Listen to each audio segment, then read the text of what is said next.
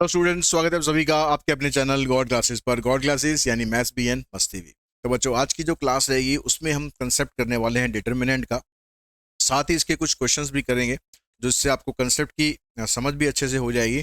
Plus आपकी जो board exam की प्रिपरेशन है उसको भी आप बहुत बेहतर ढंग से कर पाएंगे।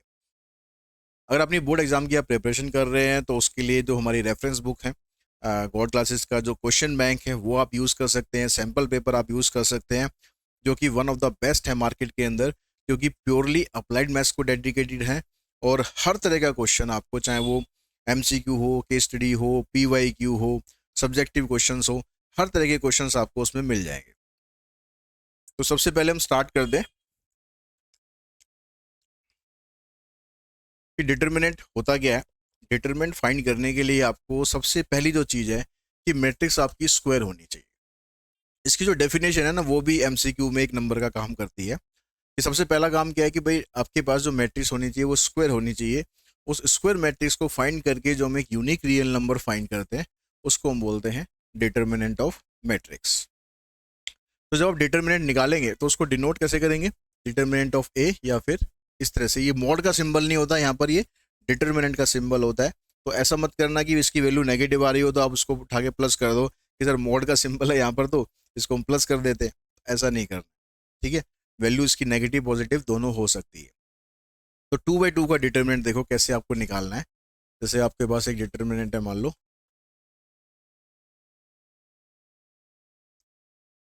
तो इसके लिए आपको क्या करना है, पहले ऐसे मल्टीप्लाई करना है 1 × 6, फिर माइनस का साइन दो बीच में, 3 × में -2, तो ये आ जाएगा 6 + 6, इसका डिटर्मिनेंट आ जाएगा 12। अगर 3/3 का डिटर्मिनेंट आपको निकालना है 1 0, इसको 2 ले लेता हूँ मैं, 0 -3 1 2 4 2 0, ठीक है। इसका डिटरमिनेंट फाइंड करेंगे। तो डिटरमिनेंट अभी मैं फाइंड कर रहा हूँ इसको रो 1 से, क्योंकि ये कॉमन मेथड है कि रो 1 से हम फाइंड करते हैं।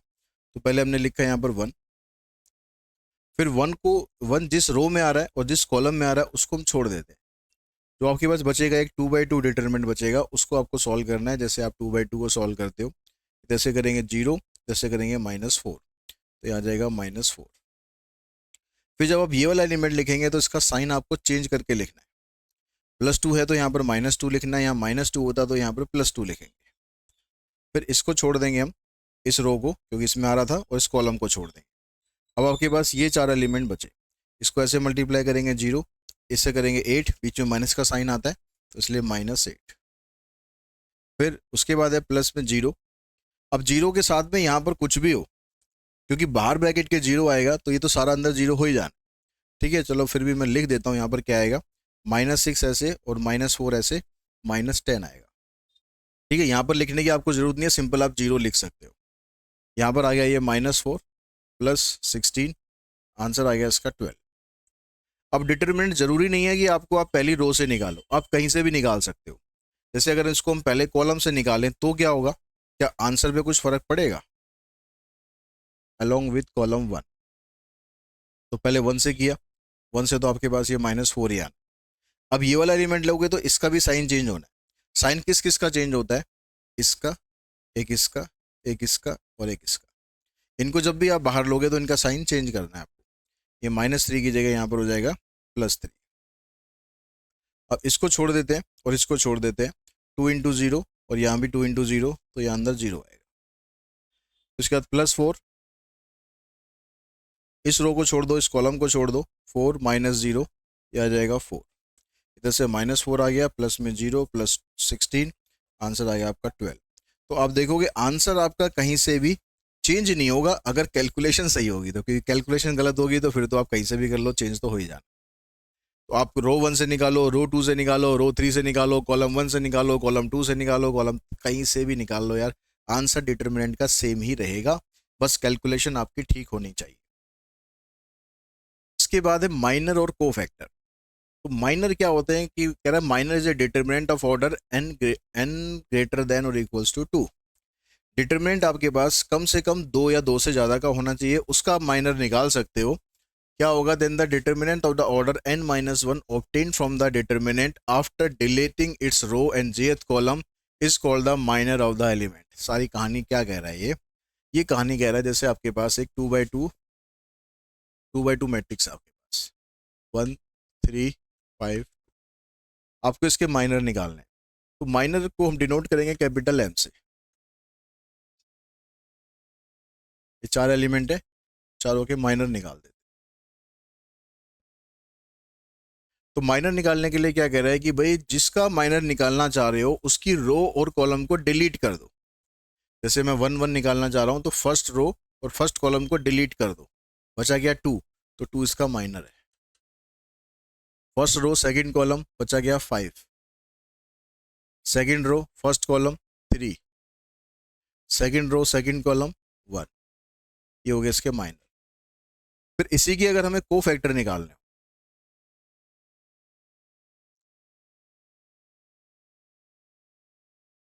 को फैक्टर को कैपिटल C से या कैपिटल A से डिनोट करते हैं।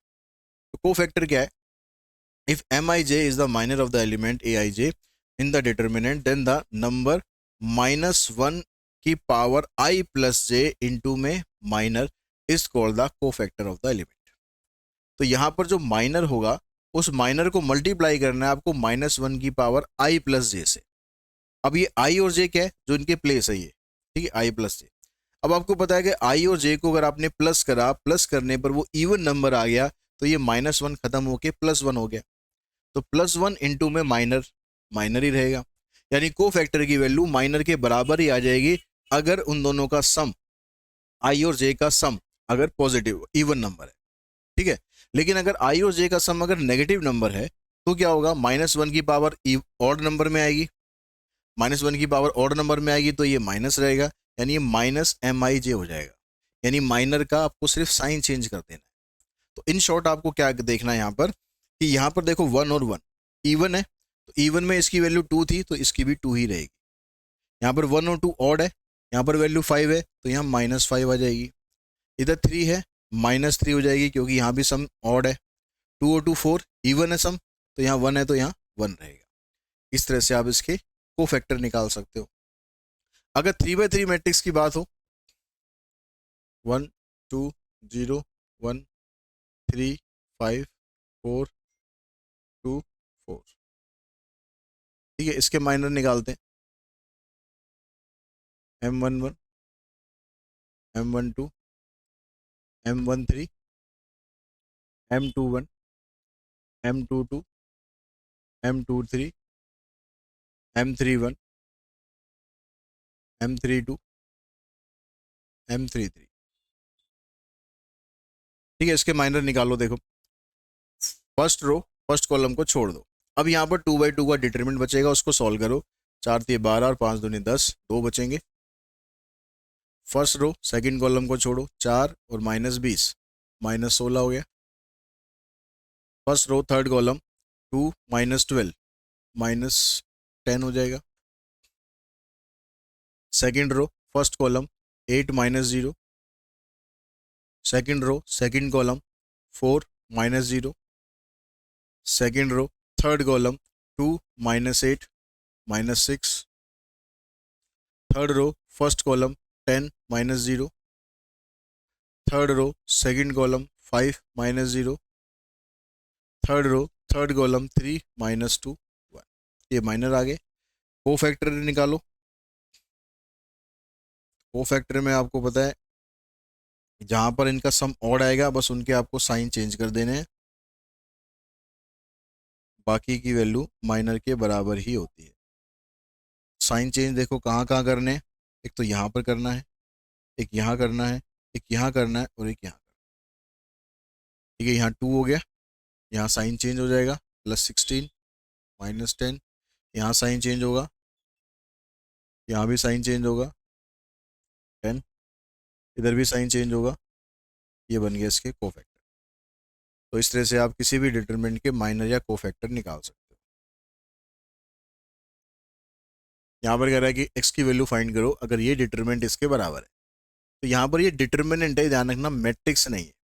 मैट्रिक्स में तो क्या होता था कि हम इसको इसके बराबर रख देते हैं, इसको इसके बराबर रख देते हैं, उससे वैल्यू निकाल देते हैं।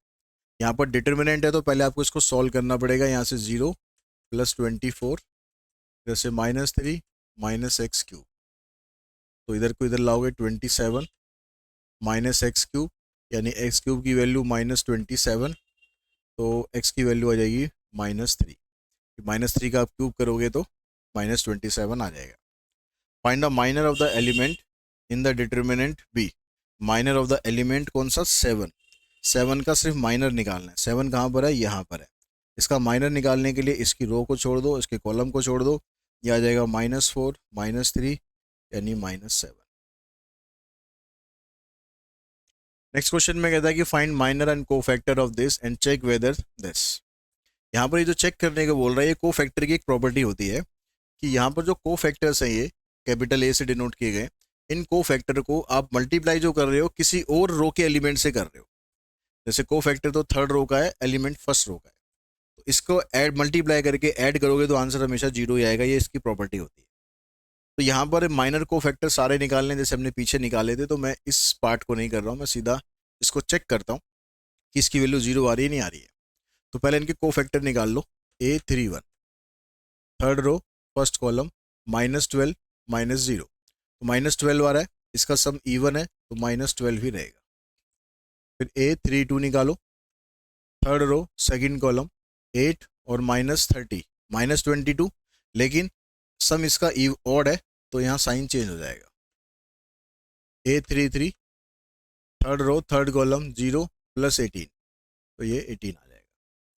अब आपको वैल्यू पुट करनी है A11 A31 A12 A32 A13 और A33। A11 की वैल्यू आपके पास है 2, A31 की आ गई -12, A12 की वैल्यू है -3, इसकी है 22, A13 की वैल्यू 5, इसकी है 18। तो यहाँ 12 दूनी 24, 22 3 66 + 18 पंजे 90, 6 4 10, 6 2 8 9 -90 + 90 आंसर आएगा इसका।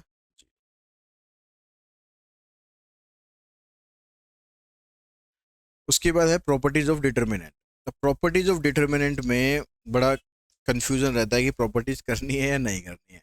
इस वन शॉट में जितनी प्रॉपर्टीज कराना हो उतनी कर लेना, वो आपके काम की है, आपके सिलेबस में दी है नहीं दी है, लेकिन जो मैं बता रहा हूँ उतना आप जरूर कर लेना, ठीक है। क्योंकि प्रॉपर्टीज में आपको यहाँ पर वो प्रूव करने वाले क्वेश्चंस नहीं आएंगे, लेकिन जो छोटे छोटे क्वेश्चंस होते हैं जहाँ पर आप प्रॉपर्टी लगा कर उनको जल्दी सॉल्व कर सकते हो, इसलिए प्रॉपर्टीज आपके काम की है। तो अभी कमेंट बॉक्स में कमेंट मत करना सर ये प्रॉपर्टी आएगी नहीं आएगी, जितनी मैं करा रहा हूँ उतनी कर लो, उतनी इनफ है। जैसे प्रॉपर्टी 1 में कह रहा है कि each element in a row और column of a determinant is 0 then the value of determinant is 0। जब आप डिटरमिनेंट सॉल्व कर रहे हो तो आपने देखा कि भाई मेरी पहली रो में सारे के सारे 0 हैं, तो आपको यहाँ पर क्या है वो देखने की जरूरत ही नहीं है, आंसर 0 आएगा, ठीक है। सारे एलिमेंट हुए किसी भी रो के या किसी भी कॉलम के सारे 0 हो जाए तो आंसर 0 आएगा। If each element on one side of the principal diagonal of element determinant is 0, then the value of the determinant is the product of the diagonal element।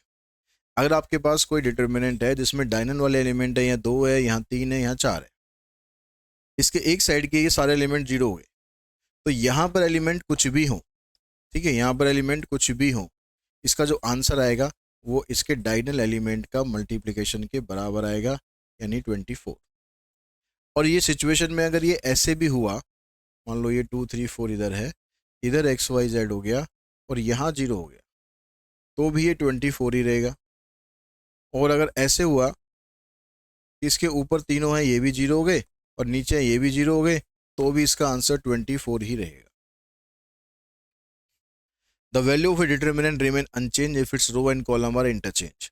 रो और कॉलम को अगर आप इंटरचेंज करते हो तो डिटर्मिनेंट की value पे फर्क नहीं पड़ता, यानी डिटर्मिनेंट चाहे आप ए का निकालो, डिटर्मिनेंट चाहे ए ट्रांसपोज का निकालो, दोनों डिटर्मिनेंट हमेशा आपस में इक्वल ही रहेंगे। इसको आप छोड़ सकते हो, कोई दिक्कत नहीं है। यहाँ पर कह रहा है each element of any row और column of a determinant are identical और प्रोपोर्शनल। अगर किसी भी रो या कॉलम के एलिमेंट, किसी भी दो रो के या दो कॉलम के एलिमेंट आपस में आइडेंटिकल हो जाए, सेम हो जाए, या फिर प्रोपोर्शनल हो जाए, मतलब रेशो बराबर हो जाए, तो वैल्यू ऑफ डिटर्मिनेंट 0 आएगी। जैसे यहाँ मान लो 2 3 4 है, यहाँ भी 2 3 4 हो गया, तो यहाँ पर कुछ भी हो आंसर आपका 0 ही आना है। यहाँ पर अगर 2 3 4 है, यहाँ पर 4 6 8 हो गया, तो यहाँ पर कुछ भी हो आंसर तब भी 0 ही आना, क्योंकि यहाँ से रेशो निकालोगे 1/2, यहाँ से 1/2, यहाँ से 1/2, मतलब प्रोपोर्शनल हो जाएगा। If each element of any one row of determinant is multiplied by the same number k, then the value of the new determinant is k times the value of the original determinant. इसमें आप सीधा ये समझो, अगर आप किसी भी scalar को मल्टीप्लाई करके फिर उसका डिटरमिनेंट निकालते हो और ऑर्डर इसका n/n है, मतलब 2/2 या 3/3 है, क्योंकि डिटरमिनेंट तो स्क्वायर में निकलेगा, तो इसका जो आंसर आएगा उसमें ये जो k है इसको हम बाहर लेकर आते हैं और जितना इसका ऑर्डर होता है उतनी इसकी पावर कर देते हैं इनटू में डिटरमिनेंट ऑफ ए। ये आपकी एक प्रॉपर्टी है। इन दोनों को आप छोड़ दो। यहाँ पर कह रहा है sum of the product of element of any row with the cofactor of the corresponding element of the sum other row for column is 0। ये अभी अभी जो हमने प्रॉपर्टी करी कि किसी भी कोफैक्टर को अगर हम किसी दूसरी रो के एलिमेंट से मल्टीप्लाई करके ऐड करते हैं तो आंसर हमेशा उसका 0 ही आएगा। यहाँ पर कह रहा है कि the sum of the product of element of any row with the cofactor of the corresponding element of the same row, अगर हम उस कोफैक्टर को उन्हीं के एलिमेंट के साथ मल्टीप्लाई करते हैं, जैसे अगर मैं फर्स्ट रो के एलिमेंट लेता हूँ और फर्स्ट रो के ही मैं कोफैक्टर लेता हूँ,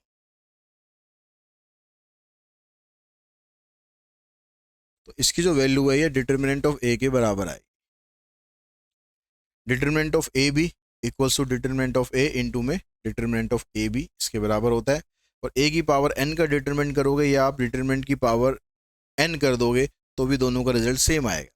जैसे मान लो आपको ए की पावर 5 का डिटरमिनेंट पूछ लिया, अब ए की पावर 5 का डिटरमिनेंट निकालने के लिए आप पहले ए स्क्वायर निकालो, फिर ए क्यूब निकालो, फिर ए क्यूब ए स्क्वायर को मल्टीप्लाई करके फिर ए की पावर 5 आएगा, फिर उसका डिटरमिनेंट निकालो, तो भैया बहुत लंबा काम हो जाएगा यार। प्रॉपर्टी अगर आपको पता होगी तो आप सिंपल ये कर सकते हो, आप डिटरमिनेंट निकाल लो और डिटरमिनेंट की पावर 5 कर दो, बस खत्म कहानी। तो ये प्रॉपर्टी ऐसी है जो आपके सिलेबस में है या नहीं है डजेंट मैटर। आपके एमसीक्यू क्वेश्चंस होते हैं, कुछ सीयूटी के क्वेश्चंस होंगे, वहां पर आपके ये प्रॉपर्टी बड़े काम की आएंगी जब आपको क्वेश्चन कम टाइम में सॉल्व करना होगा। If A and B are the square matrices of the order 3 such that determinant of A is this, determinant of B is this, then the value of determinant of 3AB। तो यहाँ पर scalar जो है 3AB ये multiply हो रहा है, तो प्रॉपर्टी में हमने अभी डिस्कस किया अगर स्केलर ऐसे मल्टीप्लाई होता है तो ये जितना इसका ऑर्डर होता है उतनी बार ये स्केलर बाहर आ जाता है और डिटरमिनेंट ऑफ ए रह जाता है। तो यहाँ पर 3 को हम बाहर ले आएंगे, इसका ऑर्डर 3/3 है, तो इस 3 को बाहर लाएंगे, 3 की पावर 3 आ जाएगा, अंदर डिटरमिनेंट ये रह जाएगा। अब यहाँ भी ये प्रॉपर्टी भी हमने पढ़ी कि ए बी का डिटरमिनेंट अगर है तो determinant of A into determinant of B के बराबर होता है, तो आप इसको अलग अलग कर दोगे, determinant of A into determinant of B, value put कर दोगे, ये -1 है, ये +3 है, आंसर आ जाएगा -81। डिटरमिनेंट ऑफ ए आपको 2 दे रखा है और इसकी वैल्यू आपको फाइंड करनी है, तो इसमें भी आप पहले मल्टीप्लाई वाली प्रॉपर्टी लगा दो, ये वाली, इसको अलग कर दो, इसको अलग कर दो। अब डिटरमिनेंट ऑफ ए निकाल लो या उसके ट्रांसपोज का डिटरमिनेंट निकाल लो, दोनों सेम रहते हैं, यानी ये भी डिटरमिनेंट ऑफ ए आ जाएगा, ये भी डिटरमिनेंट ऑफ ए आ जाएगा, ये डिटरमिनेंट ऑफ ए का स्क्वायर हो गया, इसकी वैल्यू 2 दे रखी है आपको, 2 का स्क्वायर आंसर आ गया 4। उसके बाद आता है एरिया ऑफ ट्राइंगल। तो एरिया ऑफ ट्राइंगल में कहता है कि अगर आपके पास किसी भी ट्राइंगल के 3 वर्टेक्स दे रखे हैं तो डिटरमिनेंट की हेल्प से आप इसका एरिया निकालते हैं, तो यहाँ पर डिटरमिनेंट का साइन होता है, मैट्रिक्स का नहीं। तो आप x1 y1 को यहाँ पुट कर दो, x2 y2 x3 y3, यहाँ पर हमेशा 1 1 1 रहेगा और उसको हाफ से मल्टीप्लाई करोगे तो एरिया ऑफ ट्राइंगल आ जाएगा आपके पास। अगर एरिया ऑफ ट्राइंगल आपका नेगेटिव आ रहा है तो उस नेगेटिव साइन को आप नेगलेक्ट कर दोगे, क्योंकि एरिया कभी भी हम नेगेटिव काउंट नहीं करते हैं। तो अगर एरिया आपका -3 आ रहा है तो उसको आप लिखेंगे +3 स्क्वायर यूनिट। और अगर आपने एरिया निकाला, एरिया ऑफ ट्राइंगल 0 आ गया, तो हम कहेंगे तीनों जो पॉइंट आपको दे रखे तीनों पॉइंट कोलिनियर है, मतलब एक ही लाइन के अंदर है, क्योंकि एक ही लाइन के अंदर तीनों पॉइंट होंगे तो आप ट्राइंगल बना ही नहीं सकते हो, ट्राइंगल बनेगा ही नहीं, तो उसका एरिया अपने आप 0 के बराबर हो ही जाना। यहाँ पर आपको ये वर्टेक्स दे रखे हैं, इसका एरिया फाइंड करने को बोल रहा है, तो आ जाएगा हाफ, पहले रखो x1 y1 x2 y2 x3 y3 1 1 1। इसको सिंप्लीफाई करो, 5 -6 -4 -10, इसका साइन चेंज हो जाएगा। इसको सॉल्व करोगे 2 + 2 4 8 और -12 -4,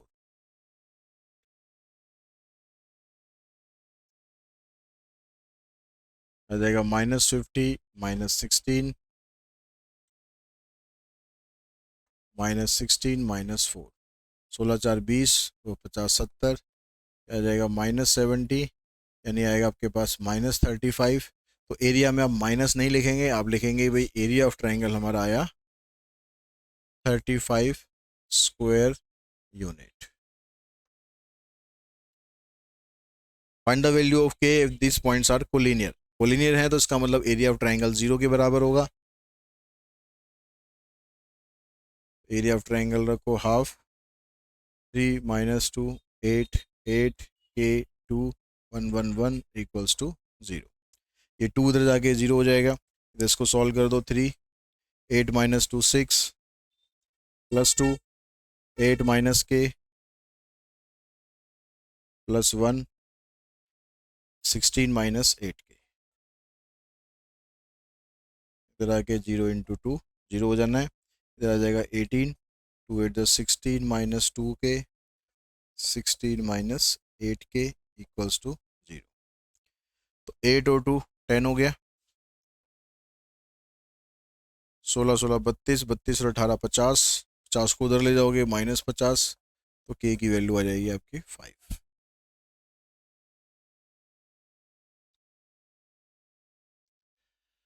इसके बाद आता है हमारे पास एडजॉइंट का concept. Adjoint of a square matrix, let A be a square matrix of order greater than और equals to 2, then the adjoint of A is the transpose of the cofactor of the matrix A and it is denoted by adjoint of A। आपने transpose निकालना सीख लिया है, ठीक है, आपने cofactor निकालना भी सीख लिया है। तो कोफैक्टर निकाल के ट्रांसपोज कर दो, जो वैल्यू आएगी दैट इज कॉल्ड एडजॉइंट। ठीक है, जैसे 2/2 का हम देखते हैं। अगर आपके पास एक मैट्रिक्स है 1 3 2 5, आपने इसका कोफैक्टर निकालने, तो 1 1 का आ जाएगा 5, first row second column 2, second row first column 3, second row second column 1। ठीक है, अब क्या करना है आपको, इसका ट्रांसपोज कर देना। अच्छा, एडजॉइंट निकालते समय साइन भी तो चेंज करने, इसका साइन चेंज होगा और इसका साइन चेंज होगा।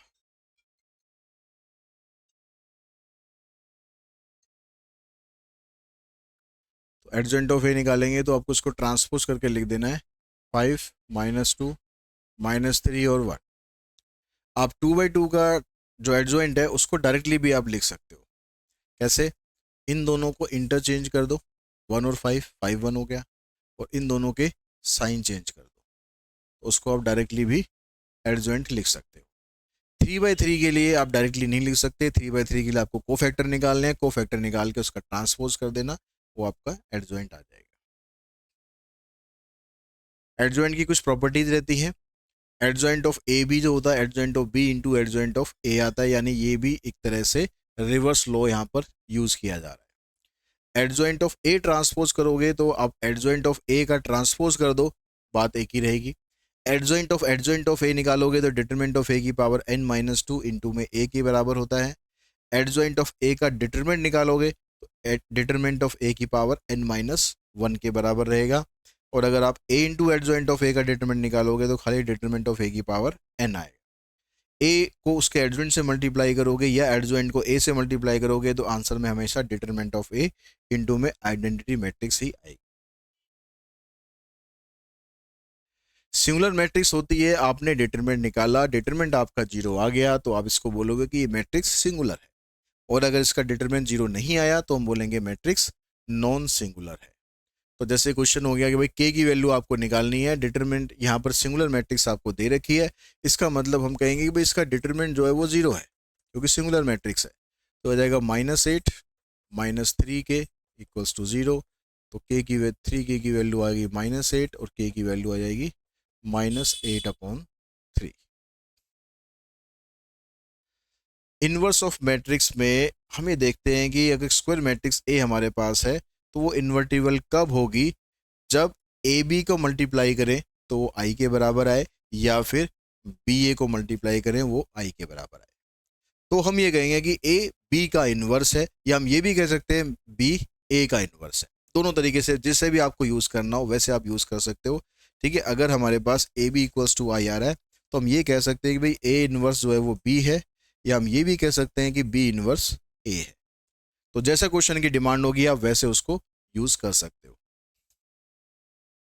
इन्वर्स की कुछ प्रॉपर्टीज रहती हैं कि कह रहा है कि every invertible matrix possess a unique inverse. हर एक मैट्रिक्स का एक यूनिक इन्वर्स होगा। ऐसा नहीं होगा कि एक मैट्रिक्स के आपने बहुत सारे इन्वर्स निकाल दिए, ऐसा नहीं होगा, एक ही इन्वर्स होगा। और मैट्रिक्स का जो इन्वर्स होता है अगर उसका फिर दोबारा से इन्वर्स निकाल दिया जाए तो वो ए के बराबर हो जाएगा। स्क्वायर मैट्रिक्स को इन्वर्टिबल हम तभी बोलेंगे जब determinant of A not equals to 0 आए, तभी वो मैट्रिक्स एक इन्वर्टिबल मैट्रिक्स होगी, मतलब उसका इन्वर्स पॉसिबल होगा। इन्वर्स निकालने के लिए हम फार्मूला यूज करेंगे adjoint of A divided by determinant of A. अगर ए और बी दो इन्वर्टिबल मैट्रिसेस हैं तो उसका जो मल्टीप्लिकेशन आएगा वो भी इन्वर्टिबल होगा, यानी ए बी इन्वर्स की value B inverse into A inverse होगी। यहाँ पर भी रिवर्स लॉ का ही यूज किया जा रहा है। तो A is an invertible matrices then A dash is also invertible, यानी ए ट्रांसपोज इन्वर्टिबल होगा अगर ए इन्वर्टिबल है। तो ए ट्रांसपोज का इन्वर्स निकाल लो या इन्वर्स का ट्रांसपोज कर दो, बात दोनों एक ही रहेंगी। डिटरमिनेंट ऑफ ए इन्वर्स निकालेंगे तो ये 1 अपॉन डिटरमिनेंट ऑफ ए के बराबर आएगा। अब यहां पर जैसे के की वैल्यू कह रहा है कि the matrix has no inverse, matrix का इन्वर्स पॉसिबल नहीं है, इन्वर्स पॉसिबल नहीं है, इसका मतलब डिटरमिनेंट ऑफ ए 0 के बराबर है, इसलिए इसका इन्वर्स नहीं आएगा। तो यहाँ सॉल्व करोगे 10 माइनस 3 के, तो 3 के की वैल्यू 10, के की वैल्यू 10/3।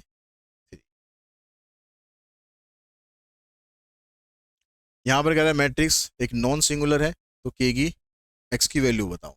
नॉन सिंगुलर मतलब determinant of A not equals to 0 है, determinant of A not equals to 0 है। तो आ जाएगा 6 -2 -10 -12 हो गया, minus x 4 + 20 24 2 10 -10 0 is not equals to 0। -72 -24x not equals to 0, यानी जो 24x है नॉट इक्वल्स टू -72, तो x की वैल्यू नॉट इक्वल्स टू -3 आएगी, यानी x की वैल्यू -3 को छोड़कर आप कुछ भी यहाँ पर पुट कर सकते हो। उसके बाद आता है हमारे पास जो मैट्रिक्स मेथड, इसको हम नाम बोलेंगे, और इसका जो क्वेश्चन है मैट्रिक्स मेथड है या क्रैमर रूल है, क्वेश्चन 4 या 5 नंबर में डेफिनेटली इसका आएगा।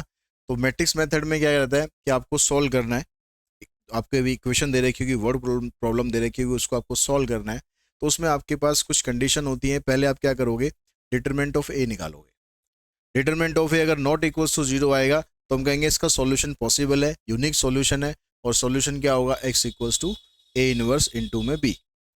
अगर डिटरमिनेंट ऑफ ए हमारा 0 के बराबर आ गया तो हम कैलकुलेट करेंगे एडजॉइंट ऑफ ए इंटू में b। अगर एडजॉइंट ऑफ ए इंटू में b हमारा 0 के बराबर आ गया तो हम कहेंगे सिस्टम कंसिस्टेंट है और उसके इनफाइनाइट मेनी सॉल्यूशन है। लेकिन अगर ये नॉट इक्वल्स टू 0 आ गया तो हम कहेंगे भाई सिस्टम का कोई सॉल्यूशन पॉसिबल नहीं है, और इसमें ये सिस्टम जो है हमारा इनकंसिस्टेंट है। तो ये 3 कंडीशंस होती है इसमें। तो आपसे जो कंसिस्टेंसी अगर पूछी जाए तो ये कंडीशंस यूज कर लो, अगर कंसिस्टेंसी ना पूछ के सॉल्यूशन बोला जाता है तो फिर पहले वाला सिस्टम हमारा बनेगा, उसके x equals to A inverse into में b करके हम उसका सॉल्यूशन फाइंड कर लेंगे।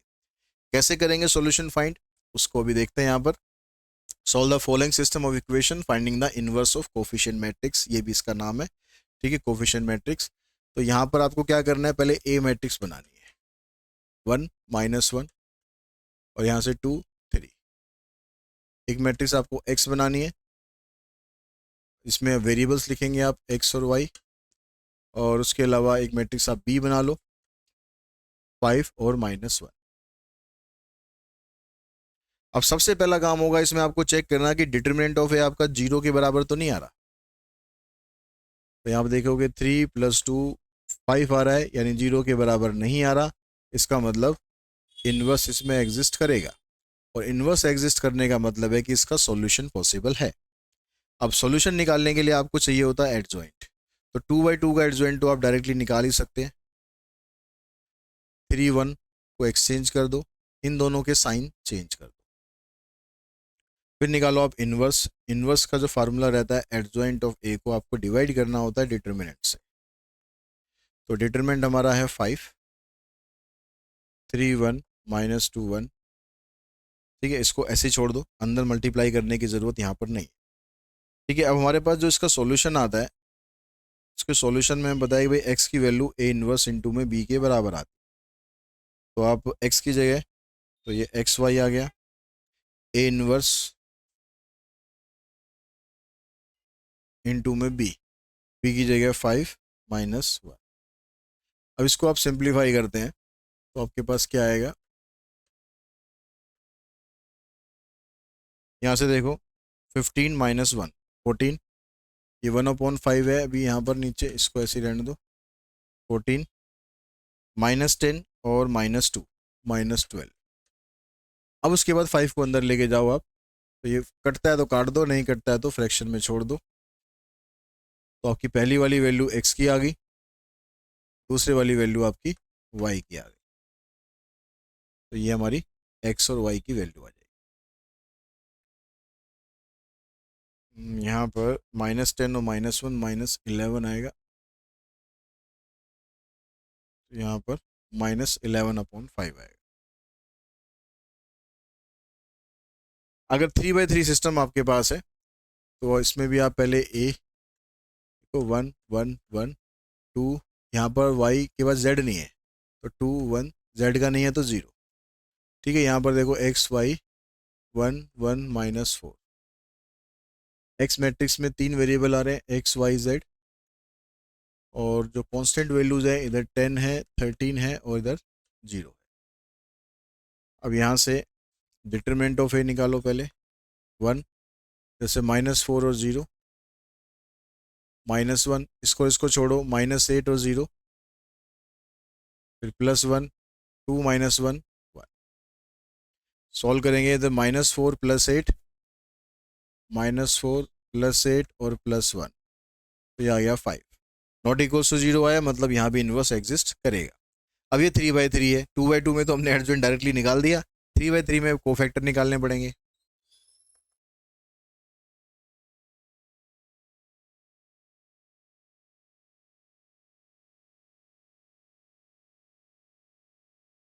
तो ये कोफैक्टर निकाल लो,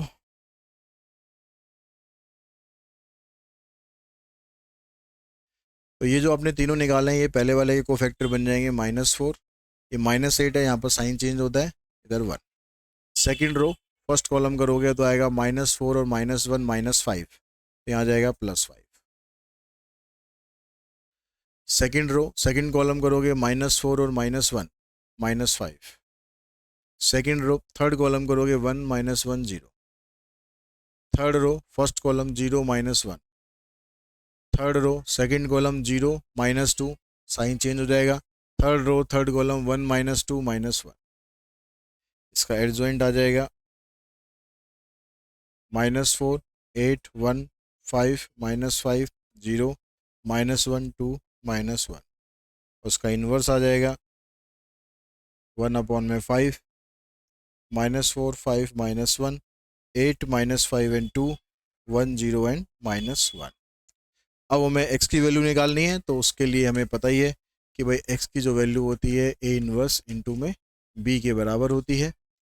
x की जगह आप ये पुट कर देंगे, इनवर्स की जगह आप पुट करेंगे 1/5 -4 5 -1 8 -5 and 2 1 0 and -1। b की जगह आपके पास है 10 13 एंड 0। इसको सिंप्लीफाई करते हैं, इसको सिंप्लीफाई करके आपके पास एक्स वाई जेड की वैल्यू आएगी, यहाँ से -40 और यहाँ से 65। 65 में से 40 माइनस करोगे 25। 80 65, 80 में 65 माइनस करोगे आ जाएगा 15। 10 0 0, 5 से डिवाइड करोगे तो 5 3 एंड 2, यानी x की वैल्यू बनेगी 5, y की वैल्यू बनेगी 3 और z की वैल्यू बनेगी 2। इसके बाद आता है हमारे पास क्रैमर रूल। क्रैमर रूल को डिटरमिनेंट मेथड भी बोलते हैं। तो इसके अंदर हम क्या करते हैं, डिटरमिनेंट निकालते हैं। पहले डिटरमिनेंट हमारा जैसे हमने वहाँ a बनाया था वैसे डिटरमिनेंट निकालते हैं। डिटरमिनेंट ऑफ a अगर 0 के बराबर नहीं आता हम कहेंगे सिस्टम कंसिस्टेंट है, इंडिपेंडेंट है। उसका सॉल्यूशन हम निकाल सकते हैं, x की वैल्यू d1 अपॉन में d, y की वैल्यू d2 अपॉन में d। ये 2/2 सिस्टम की अभी हम बात कर रहे हैं। ठीक है, अगर d हमारा 0 आ गया तो हम d1 और d2 निकालेंगे। ये भी क्वेश्चन में समझ लेंगे d1 d2 कैसे बनाते हैं। d1 और d2 में से कोई भी अगर नॉन जीरो आ गया तो हम कहेंगे सिस्टम इनकंसिस्टेंट है, उसका कोई सॉल्यूशन पॉसिबल नहीं है। अगर हमारे पास d1 d2 सब जीरो हो गया तो हम कहेंगे सिस्टम कंसिस्टेंट है, डिपेंडेंट है और उसके इनफाइनाइट मैनी सॉल्यूशन। अगर हमारे पास 3/3 सिचुएशन आती है तो पहला केस सेम ही रहेगा। डिटरमिनेंट ऑफ ए अगर नॉट इक्वल टू 0 है तो यूनिक सॉल्यूशन होगा, x की वैल्यू आएगी d1 अपॉन डी, y की d2 अपॉन डी, z की आएगी d3 अपॉन डी। डी अगर 0 आ गया तो हम चेक करेंगे d1 d2 d3 में से कोई एक भी अगर नॉन जीरो मिल गया तो हम कहेंगे सिस्टम इनकंसिस्टेंट है, कोई सॉल्यूशन पॉसिबल नहीं है।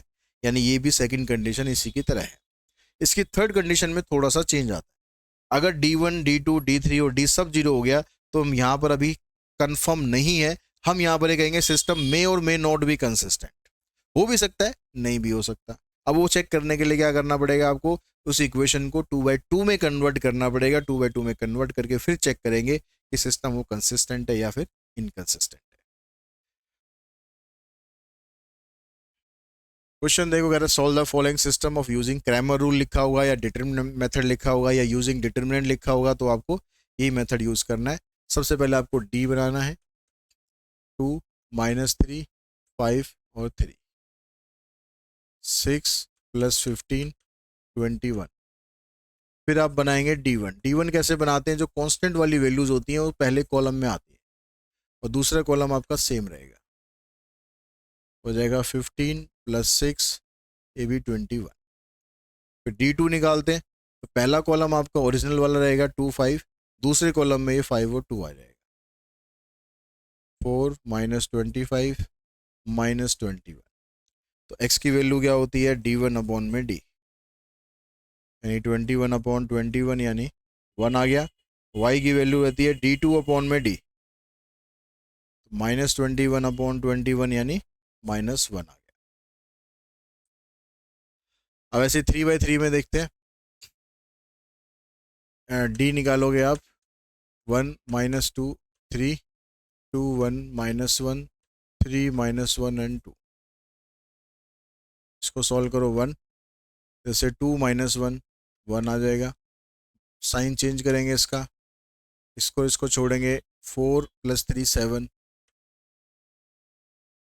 +3 -2 और -3 -5, तो 1 7 2 जा 14 -15, तो d इसका 0 आ गया। अब d 0 आ गया तो फिर d1 d2 d3 तीनों निकाल के देखते हैं। अगर उसमें से कोई एक भी नॉन जीरो आ गया तो हम कहेंगे इनकंसिस्टेंट है, कोई भी सॉल्यूशन नहीं है। तो पहले d1 कैसे बनाएंगे, कांस्टेंट वाली वैल्यूज को पहले कॉलम में लिखो 1 3 -2, बाकी दोनों कॉलम सेम। सॉल्व करो, 2 -1 1 हो जाएगा। साइन चेंज, इसको छोड़ेंगे, 6 और -2 4 -3 + 2 -1 आ जाएगा 1 4 2 जा 8 -3 आ गया 6, नॉट इक्वल्स टू 0 आ गया। अगर d1 ही आपका नॉट इक्वल्स टू 0 आ गया तो आगे d2 d3 निकालने की जरूरत नहीं है, तो हम कहेंगे इट हैज नो सॉल्यूशन।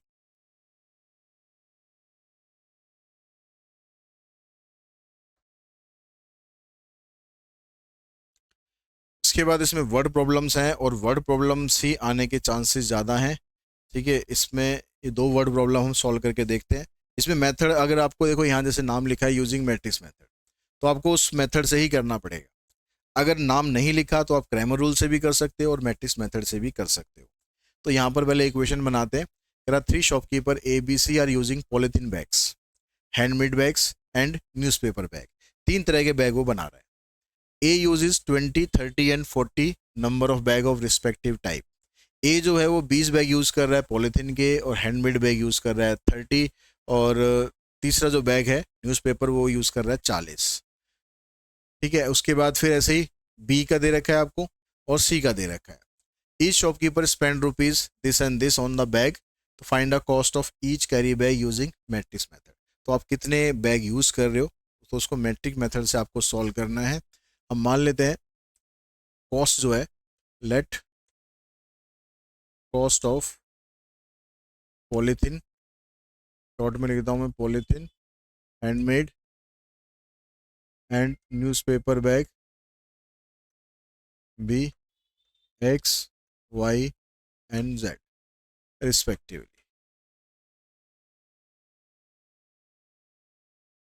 ठीक है, अब जो पॉलीथीन जो बैग है हमारे पास उसकी कॉस्ट है एक्स। तो ए जो यूज कर रहा था 20 पॉलीथीन बैग यूज कर रहा है तो उसकी कॉस्ट होगी 20x, प्लस वाई वो यूज कर रहा है और हैंडमेड बैग यूज कर रहा है वो 30, उसकी कॉस्ट है रुपीज वाई, तो ये होगी 30y, plus newspaper bag use कर रहा है 40, उसकी कॉस्ट होगी z, तो 40z। और ए ने जो पैसा खर्च किया है, ए ने कितना 250 रुपये खर्च किया, ये आ गया 250। इसमें से आप जीरो कॉमन निकाल दो, यहाँ रह जाएगा 2x 3y 4z equals to 25, ये बन गया आपकी इक्वेशन नंबर 1। फिर ऐसे ही दूसरा बी को यूज कर रहा है 30, 40 और 20, तो यहाँ आ जाएगा 30, 40, 20 और ये आ जाएगा 220, यहाँ से भी जीरो कॉमन आ जाएगा 3x 4y 2z, ये आ जाएगा 11। तीसरी बनेगी 40, 20 और 30, 40, 20, 30 और टोटल है 200, फिर आ जाएगा 4x 2y 3z equals to 20। अब इन तीनों इक्वेशन से पहले ए बनाते हैं, 2 3 4 3 4 2 4 2 3। इसका डिटरमिनेंट निकाल लो, उससे पहले एक्स बना लो। तीन वेरिएबल हम यूज़ कर रहे हैं एक्स वाई जेड, और जो कांस्टेंट वैल्यू है 25, 11 और 20। डिटरमिनेंट ऑफ ए निकालो, 2 12 माइनस 4 8 हो गया, 9 माइनस 8 1 हो गया, 6 माइनस 16 माइनस 10 हो गया, तो 8 दूनी 16 माइनस 3 माइनस 40, तो कितना हो गया 40 और 3 43, 13 में से 6 गए 7, 3 में से 1 गए 2, यानी -27। नॉट इक्वल्स टू 0 आ रहा है, मतलब सॉल्यूशन इसका पॉसिबल है। अब आप निकालो को फैक्टर इनके, सबसे बोरिंग काम है को फैक्टर वाला।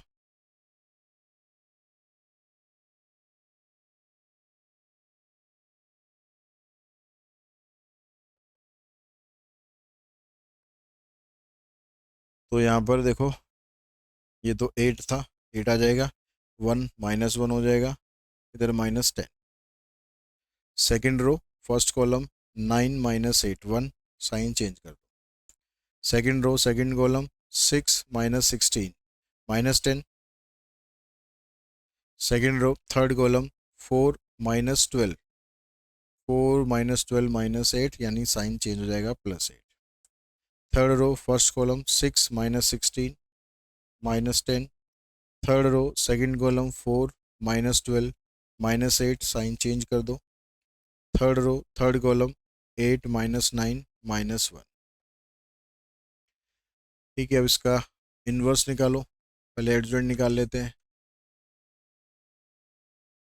8 -1 8 -1 -10, -1 -10 और 8, -10 8 और -1। ठीक है, फिर इसका इन्वर्स बनेगा 1/27, 1/-27, 8 -1 -10, -1, -10, 8, -10, 8 और -1। हमारे पास x की वैल्यू निकालने के लिए a इनवर्स इनको b से मल्टीप्लाई करेंगे। x आ यहाँ पर x की जगह आ गया x y z, a inverse आ गया 1/-27, 8 -1 -10 -1 -10 और 8 -10 8 और -1 इनटू में b। b में यहाँ पर 22 आएगा ना, यहाँ पर 0 ही कॉमन निकाली थी ना, यहाँ 25 है, यहाँ 22 है, यहाँ 20 है। 25, 22 और 20, इसको सॉल्व करते। 200 और यहाँ से -200 बचेगा -22, -25 ही हो गया, -220 ही हो गया, और 8 दूनी 160। तो -220 में से आप 160 माइनस करोगे तो -60 बचेगा, -60 और -25 -85। इधर से ये 250 हो गया, और 250 में 250 और 20 ही हो गया, -270। 270 में से आप 8 दूनी 16 और 1 17, 10 में से 6 4, 16 में से 7 के 9, -94 बचेगा। तो -27 से डिवाइड करेंगे तो ये आ जाएगा 22/27, 85/27 और 94/27। एक्स की वैल्यू आ गई 22/27, वाई की वैल्यू ये आ गई, और जेड की वैल्यू आ गई 94/27। तो इसी क्वेश्चन के साथ ही इसका डिटरमिनेंट का वन शॉट हम यहीं पर फिनिश करते हैं। आई होप ये सारे क्वेश्चन आपको अच्छे से समझ में आ गए होंगे, कंसेप्ट अच्छे से समझ में आ गया होगा, और मैट्रिक्स और डिटरमिनेंट के 11 के 11 नंबर आप इजीली ले पाएंगे। आज की इस वीडियो में इतना ही। Thanks all of you.